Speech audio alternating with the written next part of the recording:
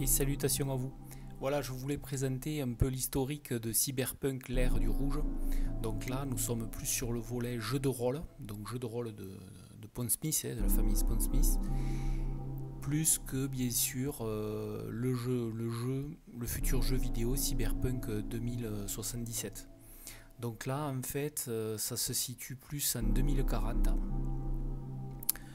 Nous sommes là à l'ère d'une quatrième guerre corporatiste qui en fait qui va devenir quasi mondiale par l'affrontement de deux méga corporations, donc la Sino qui a une assise plus européenne et l'OTEC qui a plus une assise transpacifique américaine.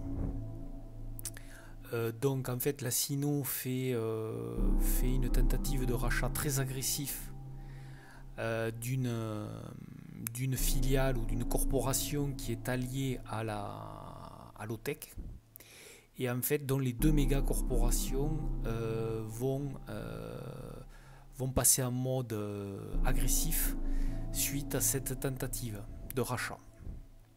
Donc au début les opérations bien sûr sont secrètes, mais petit à petit, en fait, la Sino et l'OTEC vont se battre sur le théâtre public. La vitesse va être passée et franchie quand ils vont faire appel à de puissantes corporations militaires, donc avec l'Arasaka et Militech. Voilà. Donc bon, après je vais rentrer plus en détail par rapport à cet événement qui se passe en 2022.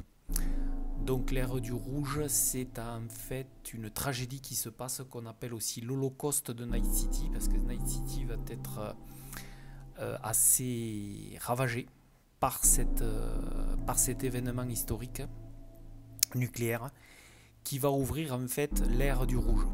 Donc voilà, donc l'histoire, en matière de jeu de rôle, les protagonistes vont se situer à peu près en 2040, soit à peu près 15 ans à 20 ans après cet événement, l'Holocauste de Night City. Donc c'est voilà, donc l'ère du rouge à peu près dure une quinzaine d'années. Voilà, donc c'est bon, c'est toujours sombre dans Cyberpunk, et ça l'est davantage. 2020 et là 2040 reste toujours dans une dystopie sombre, mais c'est à peu près le lot de l'humanité, donc de toute manière. Donc nous avons un événement en 2022, comme je vous racontais, donc qui oppose deux méga corporations, dont la Sino et l'OTEC, qui vont faire appel donc à l'Arasaka et à Militech. Donc l'Arasaka est une corporation qui est installée au Japon, et Militech est plutôt installée en Amérique, mais elles ont des firmes partout bien sûr, et des succursales, des filiales et tout ce qu'on veut dans le monde entier, mais elles sont plus installées là. Donc là par contre, avec ces deux corporations, la guerre va devenir beaucoup plus publique et va se déchaîner, et c'est là le début de la quatrième guerre corporatiste, dont les missions, comme je vous disais, les missions secrètes se transforment en affrontements ouverts dès que Arasaka et Militech en fait font intervenir leurs troupes armées.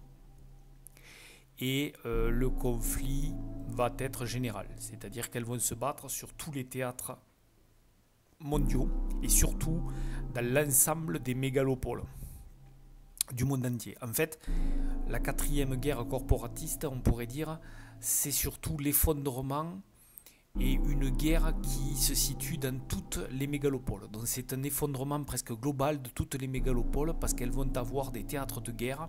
Alors, elles l'avaient déjà avec les zones de combat et tout, bon, c'était pas rose en 2020, mais là ça passe une autre tournure, parce que là tout va être utilisé dans ce conflit-là. Donc il va y avoir des frappes orbitales, parce qu'il y a des installations orbitales très puissantes, même on va appeler les orbitaux. Et les orbitaux vont petit à petit se désengager de cet énorme conflit qu'ils ne vont plus vouloir soutenir, et même ils vont aller tellement agacés, ils vont même défendre leur indépendance par rapport aux terrestres. Donc de la quatrième guerre et corporatiste même, on parle aussi peut-être de troisième guerre mondiale, tant que le conflit est très très envenimé entre Arasaka et Militech. Le conflit va durer jusqu'à ce que je vous disais, dans l'Holocauste de Night City. L'Holocauste de Night City, alors tout d'abord nous avons les orbitaux qui se retirent, comme je vous disais, du conflit, après qu'ils aient fait de nombreuses frappes orbitales sur toutes les mégalopoles, ce qui n'a pas aidé forcément la paix civile. Et il y a aussi le virus, le data crash, qui a infecté quasiment 80% du net. Alors ce data crash avait été déjà conceptualisé par le concepteur, on pourrait dire, du net. En fait, il était déjà en filigrane. C'est-à-dire que le net contenait son alpha et son oméga. Donc le cyberspace pouvait déjà être détruit dès sa construction. Il avait été infanté comme cela. Il y avait une possibilité de destruction globale du net par un virus qui s'y lovait et qui s'y cachait en dormance. Et que le plus grand des hackers a réveillé. Et donc ce netrunner, en fait, renégat, c'était, je crois qu'il s'appelle Bart Moss, un truc comme ça, et en fait il réveille le data crash dans l'architecture du cyberspace, et donc le net s'effondre. Le net s'effondre et va bien sûr conditionner beaucoup de choses dans les années 2030 et 2040. Donc nous avons le 20 août 2023, donc ce que je vous fais que vous parler depuis quelques minutes, donc l'Holocauste de Night City. Donc il y a une équipe d'infiltration menée par le grandissime et célébrissime solo Morgan Blackhand et l'étonnant aussi Johnny Silverhand, qu'on va retrouver aussi dans le jeu vidéo très sûrement, qui prend les traits de Johnny Depp. Qui tentent de dérober ou de détruire une base de données sécurisée qui sont conservées dans les tours Arasaka. Donc il y a donc une bombe, un dispositif de dissuasion nucléaire qui explose et qui détruit tout le centre-ville de Night City. Donc là il y a à peu près 1,5 million de morts suite à l'explosion, et on comptera à peu près entre 200 et 400 000 victimes qui décèdent des suites de l'explosion. Donc à partir de là, c'est plus possible. On va, disons, les États, même si les États sont moribonds, ils prennent conscience que ça va beaucoup trop loin. Et donc la présidente des États-Unis, Elizabeth Kress, nationalise en fait Militech, qui est nationalisée. Donc elle brise la méga corporation. Les autres présidents des autres blocs, on pourrait dire, dans le monde prennent à peu près les mêmes directives et nationalisent toutes les filiales et succursales de Militech. Pour le gouvernement japonais qui est au bord du gouffre, il répudie Arasaka. Et Arasaka en fait est véritablement dépecée, la corporation est dépecée pendant toute la décennie qui suit. Elle est plus que surveillée et elle est démantibulée pas à pas par tous les groupes. Donc ça, c'est le début de l'ère du rouge. Ça veut dire que cet holocauste en fait a déclenché comme un genre de mélange de particules atmosphériques qui va plonger en fait tout Night City et tout le monde entier, parce que ces poussières vont se répandre et dans un jour écarlate. Voilà.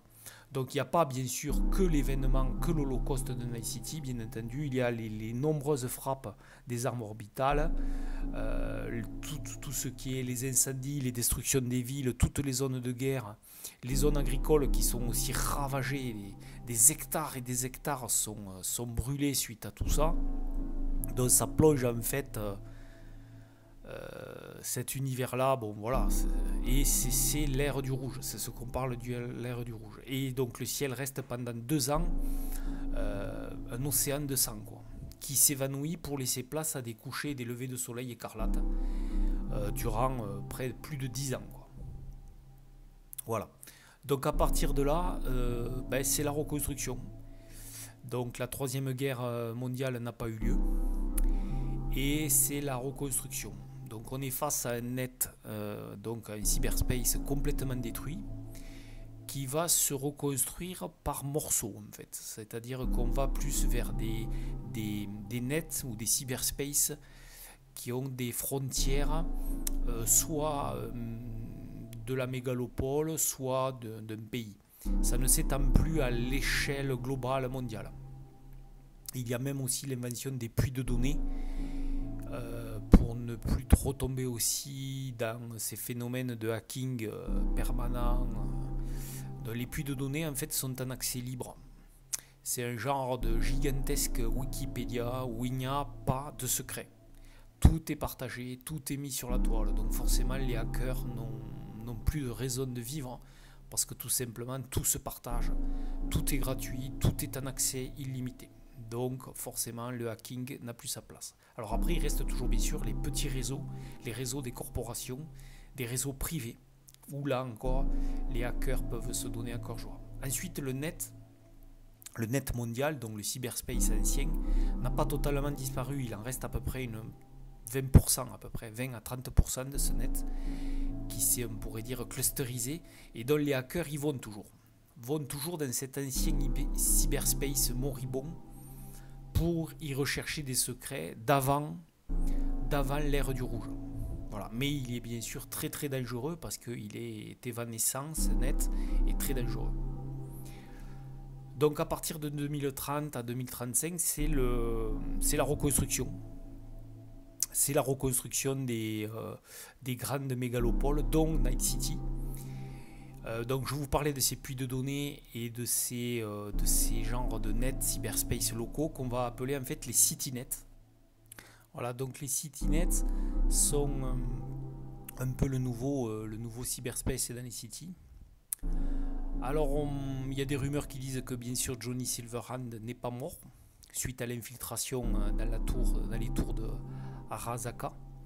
Il aurait même été aperçu dans les ruines, dans les décombres du vieux Night City.